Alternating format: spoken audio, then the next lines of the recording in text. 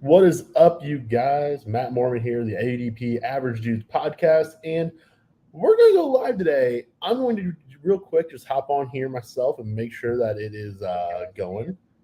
Yep, there we are. Sweet. Okay, just a little test there to make sure that everything is all right. But hey, it is Sunday, August 20th, 2023. It's mock draft time. It's real draft time. And my goodness, the season's only a couple weeks away. We're thick in the preseason. And I was just like, you know what? I've got nothing to do here on a Sunday morning. I'm in a hotel room. I'm traveling for work all week long. So sorry if the audio quality is not the greatest. Sorry if the stream quality isn't the greatest. Sorry if the lighting isn't the greatest. I actually had I plugged in a USB thumb drive to the TV here, and it's giving me like the window with like all the folders and stuff. And so it's just like a white screen with all of those, and that's my lighting here. So it's actually not that bad of lighting because it's basically just like a giant 55-inch light, a foot away from my face right now. So my lighting's actually probably the best it's like ever been.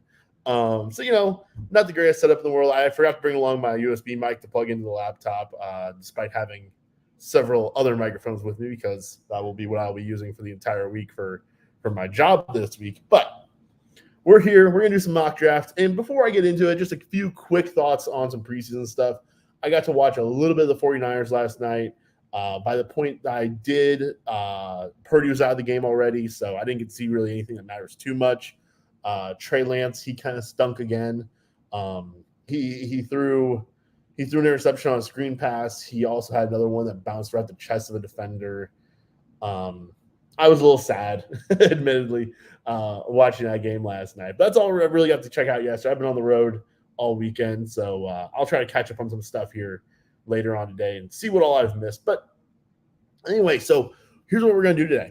I'm going to do a couple mock drafts. I'm just going to do a couple sleeper mocks. It's just me. So you're at the, hang in there with me if there's a few wonky AI picks and stuff. We know how those kind of go when it's a mock draft full of auto draft picks that are in there with me. But, I'll do a couple from, maybe the earlier half of the draft, maybe a couple from the later half of the draft. I think I'm just going to do 12-team PPR leagues. I might do a 10-teamer because I like 10-team leagues. Maybe help me get ready for my own drafts that I've got coming up. I actually have my first normal, real playing out redraft league. I actually draft tonight. It's the 8-team family league. It's the one that we posted the video a couple weeks ago. King, my dog, pulling out the draft order for. So that draft is tonight. Hopefully, I will actually be able to be there for the entirety of it. I do have an obligation tonight for work, and so I'll have to kind of draft from my phone. But these days, that's not as bad as it was. Even just 5-6 years ago, those draft apps were much more wonky than they are now. That one's on ESPN, which, ESPN gets some flack. It's not the greatest site in the world. It's very popular. It's easily accessible, though. And so that's why we kind of use that one for the family league still. But let's get into this, though. Let's do a mock draft here. So let's go ahead and pull up the draft board here. And tell you what, let's do random here. Let's go draft settings. Draft order. We'll just randomize the team. Hey, I'm the 4th pick. All right. It'll be pick 4 here. Let's start this bad boy. So it's 12 teams. We do have, let me pull up the roster settings here for everybody. 1 quarterback, 2 running back, 2 receiver, 1 tight end, 2 flex, a kicker, a DST, 17 rounds in total. I believe that's 7 bench spots, if I'm not mistaken on that. So let's take a little look-see here. Let's hit start draft. Okay. Oh, okay. So pretty standard start there. I mean, Justin Jefferson, Chase and McCaffrey. I think that's pretty much what you would expect in the 4 spot there. We're going to go ahead and we could have some fun here. We could go Travis Kelce. I would not dislike that idea one bit going there, but I think we're just going to stick running back here in the 1st and see how that plays out here. Let's go Austin Eckler. Why do you change that draft time? That's only got me set for a minute. Yeah, I'm doing too much talking for a minute per pick. Oh, man, can I change? Oh, there it is. No limit. Update. There we go. Yeah. Now I can actually talk to you. Sorry about that. Let's see. Okay, so round 1, we had Justin Jefferson, Christian McCaffrey, Jamar Chase, Austin Eckler. That was me. Then a Cooper Kupp, a Travis Kelce, CeeDee Lamb, Bijan, Stephon Diggs, Tyreek Hill, Nick Chubb, Mahomes in round one.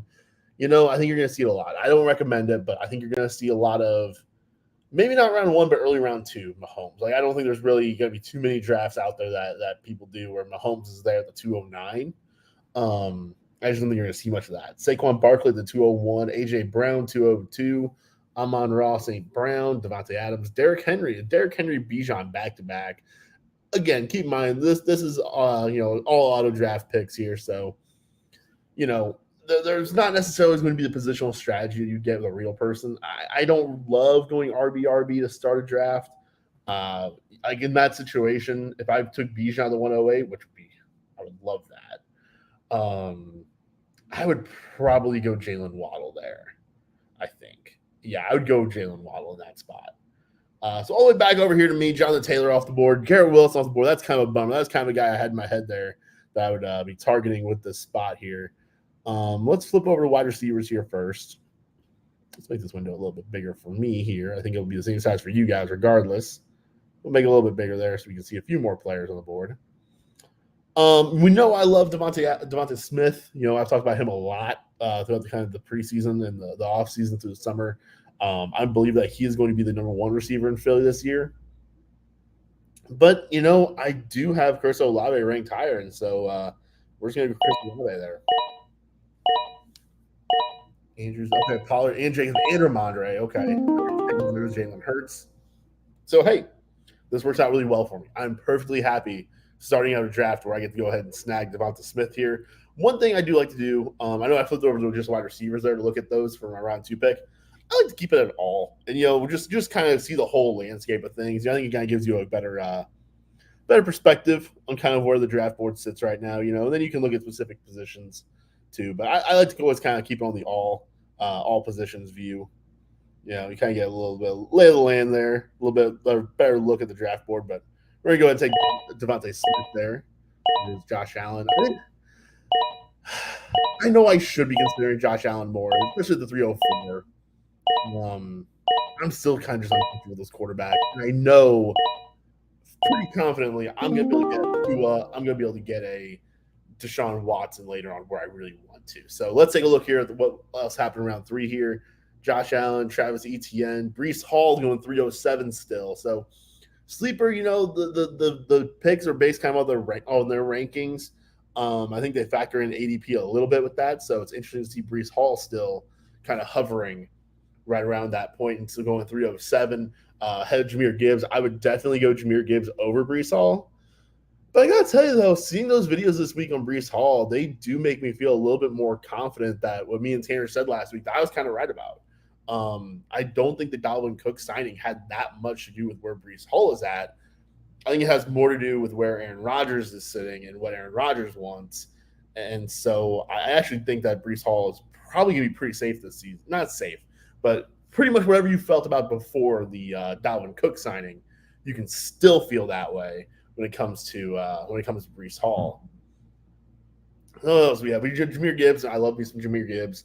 Najee, sure. Lamar, Ridley, man, that's still too early for me for Calvin Ridley, man. That late round 3, there's still a couple wide receivers out there that I would still straight prefer DJ Moore over him. I've moved Ridley up a little bit here recently, but and it's also been a bit of me moving some of these other receivers down too, Watson hasn't looked great, and so I kind of, a little icy on Cooper at the moment. Hopkins still kind of in where I was with him. Jerry Jeudy, he's still on the board here for me, and man, Russell Wilson looks bad. And I don't like to put too much stock into preseason performances, but man, when you looked as bad as you did last year when you're Russell Wilson, I kind of need to see something out of Russ. And so I'm going to do a rankings update here this afternoon probably, and I'm going to be moving down every Bronco in the book, I think. Javonte will probably hold strong where I've got him, and probably P. Ryan also, but man, Dulcich playing behind Troutman, I've already moved him down to, I think, 15 in my rankings. And Sutton kind of getting more targets than Judy, but again, I don't really believe in Cortland Sutton as a talent anymore at this point in his career. So I'm very nervous about the Denver Broncos as an entirety here very fast after I spent really all summer kind of thinking they had some sleeper appeal to them.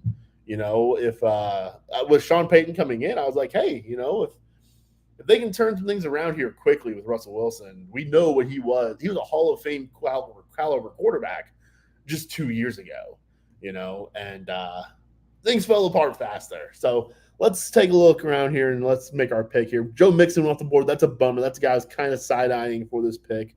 Looking at the running backs there. So we do have Justin Fields still on the board. And with Mahomes, Hurts, Allen, Lamar, and Burrow off the board, I kind of just like Fields and Herbert. I think one of them will make it back to me, especially because Team 3 there took Jalen Hurts already. I think I'll be able to get one of those guys around 5 if I so choose. Miles Sanders, the guy I've come a little off the boil on also, with him dealing with that groin injury. Let's see if Sleeper has any news. Just out for Friday. And he may miss the entire preseason. There's only one more preseason game left now, man. Like it's coming, So that just got me a little off the boil on Miles Sanders. I was very high on him when he first out in Carolina. And I think I've just kind of come back to where everybody else has been on him. Let's see here. I tell you what, I love me some DJ Moore, and it wasn't just a screen pass in preseason game. I've been kind of hot and bothered by DJ Moore all summer. Let's go ahead and grab DJ Moore here. Oh, there goes Fields. Okay, Herbert's still on board. I still have Kyle Pitts there, so if I want to snag that tight end, round 5, Kyle Pitts.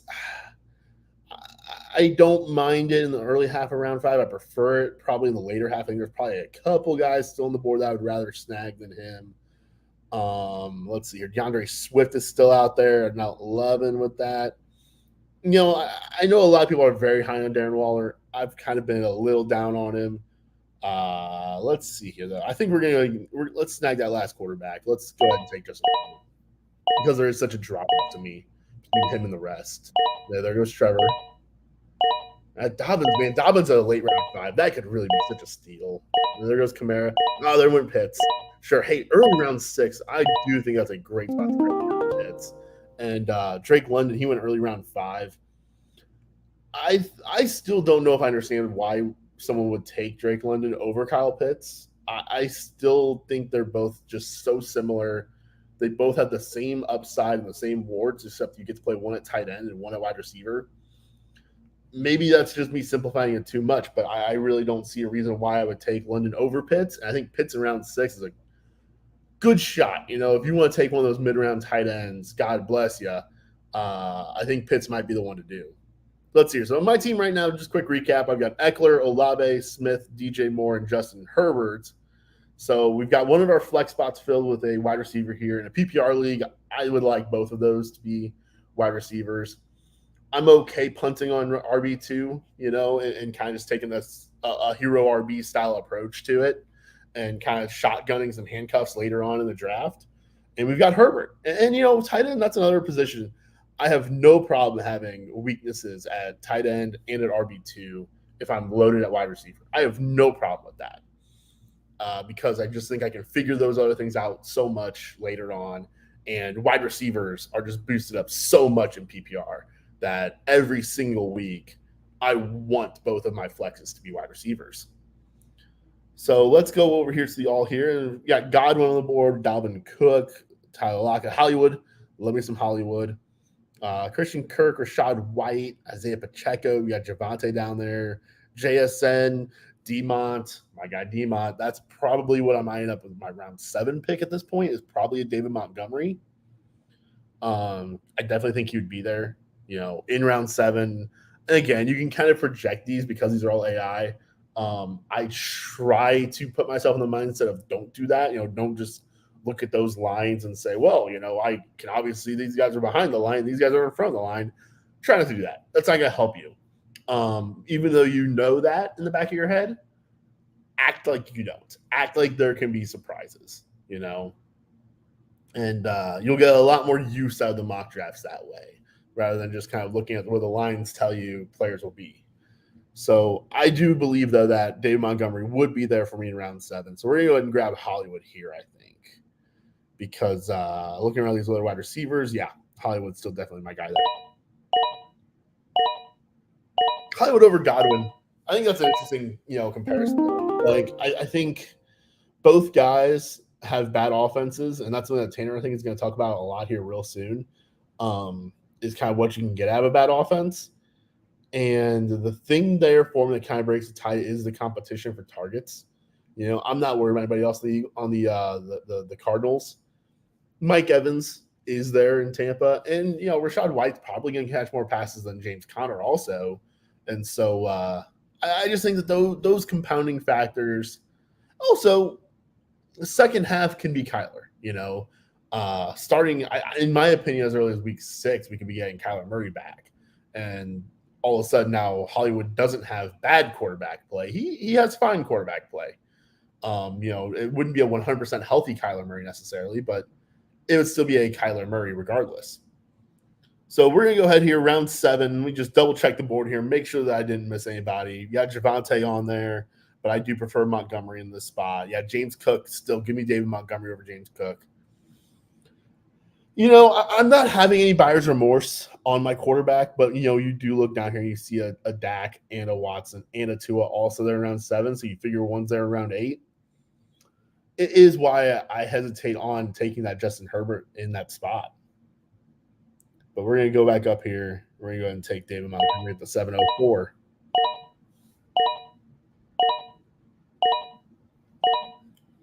Yeah, that one's Javonte. Oh, Jordan Addison is like around 7. Jahan Dotson, man. Dotson's an exciting player, man. That's a guy that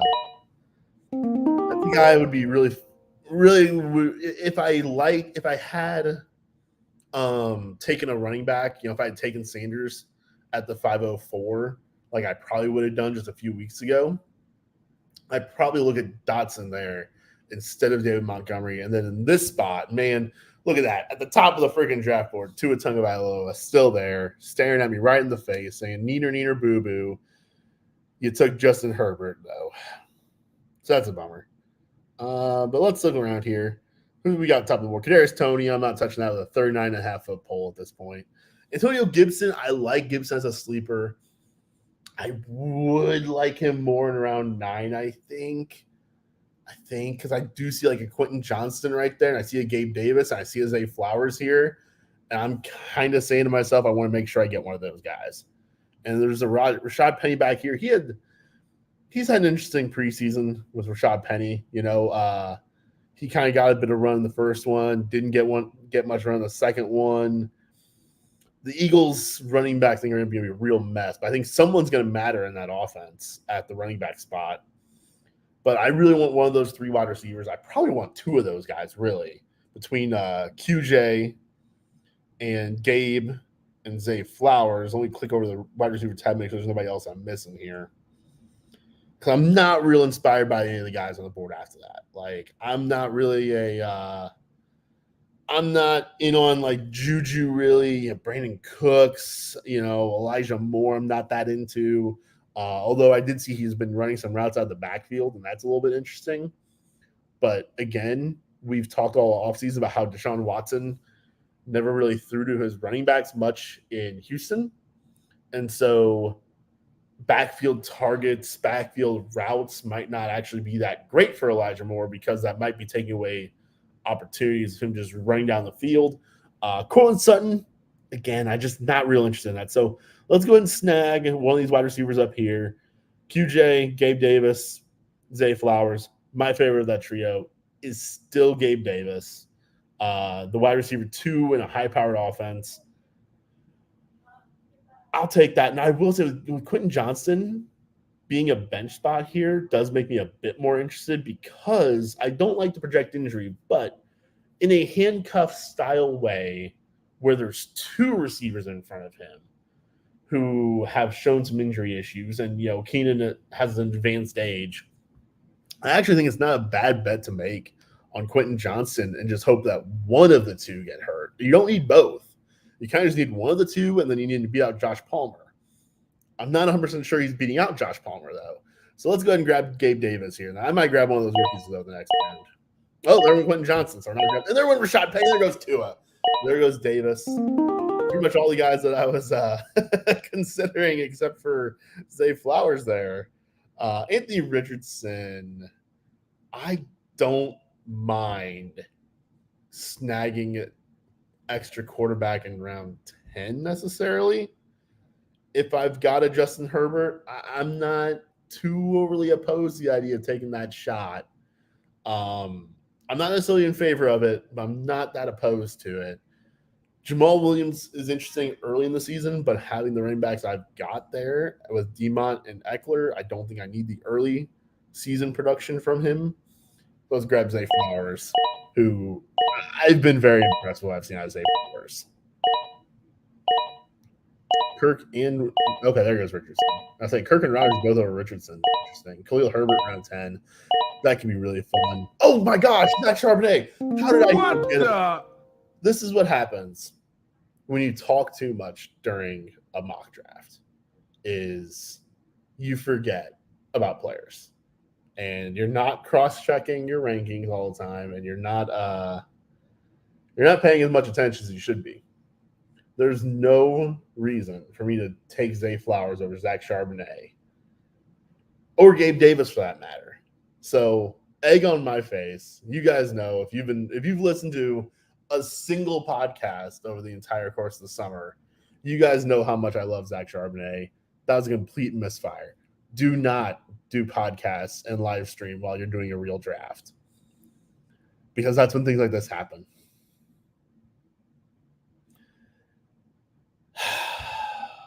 That hurt. That hurt bad. Okay.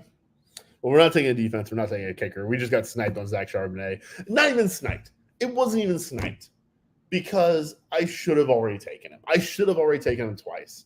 That's on me. Team 8, congratulations. Great pick. I don't like the rest of your team very much, although you've got Bijan and you've got Gibbs, and now you've got Charbonnet. A very robust RB team over here. It was Team 8, and they just decided to chuck Zach Charbonnet on the back of it and break my heart a little bit. So, God dang it. All right, well, let's go back over here running back, and now I'm broken. Now I'm sad. What do we have a tight end? We have Tyler Higbee. Do I just take Tyler Higbee and like wrap myself up in a blanket and pretend that everything's going to be okay after that?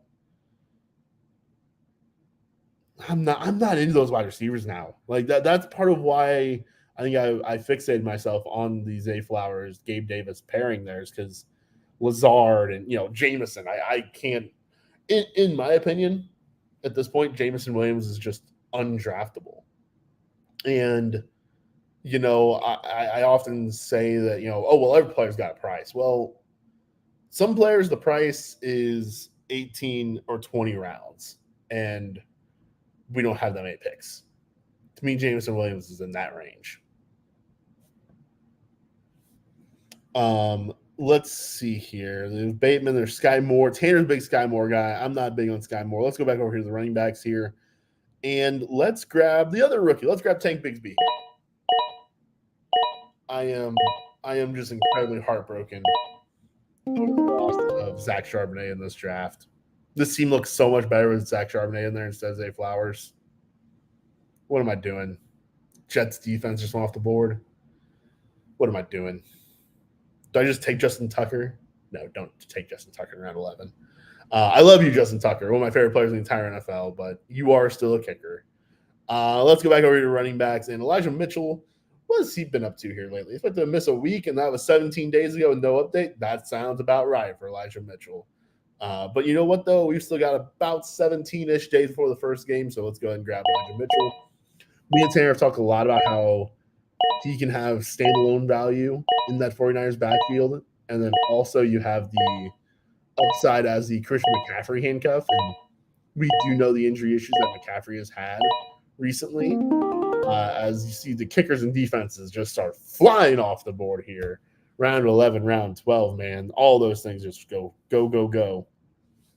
Round 12, this is a spot where, you start to kind of throw ADP totally out the window. When you get past like round, I would say once you're in the double digits, pretty much throw it out the window. There's some small windows of opportunity that you can look for here. Round 12, do I really want to go and take my Tyler Higbee when I look over here at running back and I see my Jalen Warren still on the board? Let's check teams 1, 2, and 3. Their tight end situations. 2 of them have one does not. That does kind of indicate to me I should probably go ahead and grab Tyler Higbee here. I used to, I was joking not that long ago that Tyler Higbee round 14 was my play if I just missed out on all these tight ends. But man, everyone's caught a whiff of the smell now. Everyone's in on Tyler Higbee now, and everyone's on him in this spot here. His ADP's moved up to 145. Math is hard, so I don't know. Well, let's see. It's 12 teams. 12 teams, 12 rounds is 144, right? So he's now a swing pick at the 12-13 range. He's moved ahead of Greg Dulcich. He moved ahead of Sam Laporta. I think I'll just wait a round or two and take Laporta at this point. I don't love rookie tight ends, but I like the involvement that I think he should have. He's been working with the first team a ton. I think I'll just take my chances because I do really want Jaylen Warren on every team that I draft. I think he's going to get a lot of run up there in Pittsburgh. So let's snag Jaylen Warren here.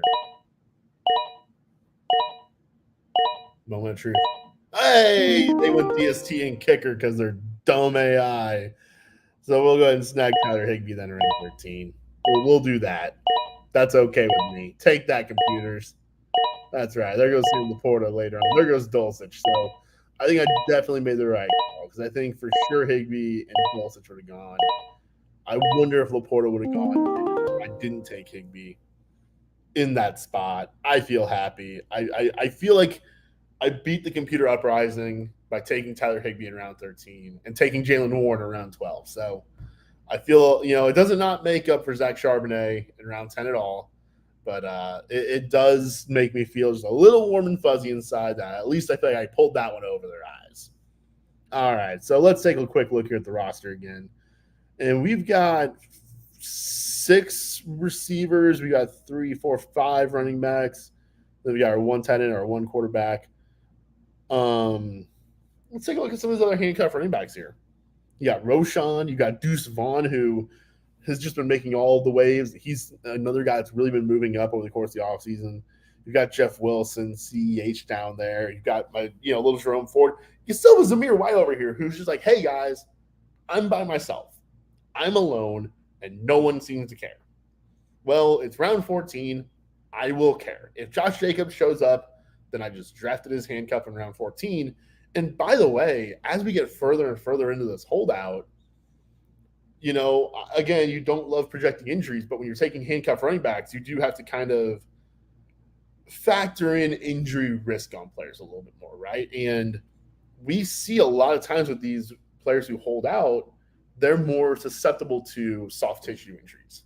So I'll grab Zamir White here. There's Dawson Knox. People running backs off over there, Kendra Miller. He suffered that injury. I don't love me. I'm kind of out on Kendra. So let's see what we got here. I think on a similar note, let's go over to all. Make sure that we're not missing another Zach Charbonnet or anything like that. Is Zach Charbonnet in here? Is Zach Charbonnet anywhere? I don't see him. Let's find player. Charbonnet. Nope. Okay, he is gone. If we click show drafted, there he is. And my little heart breaks because I missed out. All right, this is a spot where I don't mind. See, I'm not a guy who takes 2 tight ends. I just feel like the upside of that second one's never high enough to bother with it. I would rather take another shot at another running back or another wide receiver.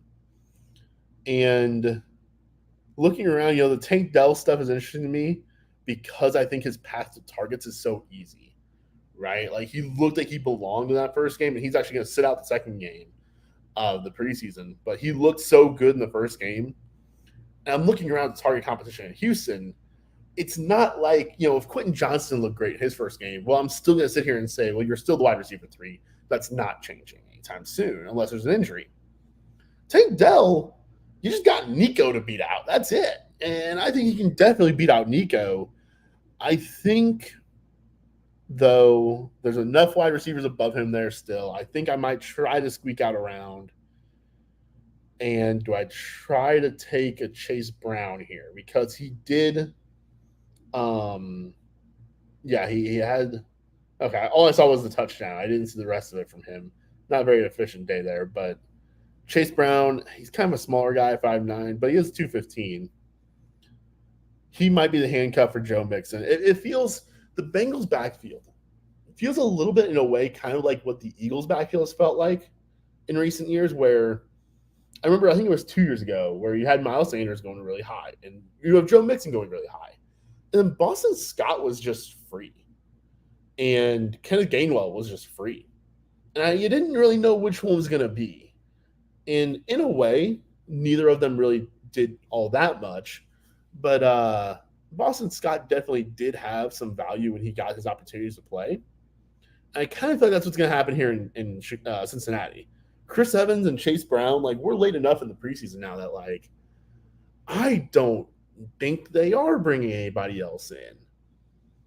And so I kind of think one of those two guys just is going to be the handcuff. And look, if Joe Mixon gets abducted by aliens tomorrow, I'm not sure which one to tell you to pick up. I think it's Chase Brown. It might be Chris Evans. I don't know, but I don't mind taking a shot on one of the two. It could also be a split, which wouldn't be great. Looking a little bit further down here, you do have Evan Hull still on the board. You have Malik Davis still on the board. Davis, I think, has lost a little bit of steam with the kind of emergence of Deuce Vaughn. You know, I think that's a situation where I'm looking at it now and saying if something happens to Tony Pollard, Deuce Vaughn's just going to get a lot of run in the receiving game and take all of that away from Malik Davis. And Malik Davis could be like kind of plotting trap back style back, you know, which if you get it around 15, that does have some value. It's a lot better than getting a trap back around 4. There still just is kind of limited upside there. So I think in this spot, it's around 15, right? Like, you know what? Do I just take Kyler and throw him on my IR? Let's do that. Yeah. All of this is looking at running backs and wide receivers. So then just look at Kyler Murray and say, Kyler Murray, come on in. Wide receiver coming off of there goes Tank Dell. Oh, and the same guy took Nico. Well, that's fun. Good for you, buddy. He happened to also have CJ Stroud. Oh, he has Bryce Young, though. That's fun. Looking at these AI teams sometimes, these auto draft teams, they definitely don't have the roster builds you always expect to see. I'm not sure there's a single one that I'm really in love with. I don't mind Team 5 here, though. Yeah, I kind of like Team 5 a little bit. I don't love the A.J. Dillon pick. But, yeah, I kind of like Team 5. All right. Well, you know what? I'm kind of a believer in filling out your lineup. At least taking a DST at least. Let's go and grab New Orleans. We'll skip the kicker. We'll take another handcuff running back for kicker. Yeah, sure. Kenneth Gainwell, he's the starter, I guess, in Philly. Maybe not. I don't know. So let's grab Kenneth Gainwell the last pick. So do a quick run up here.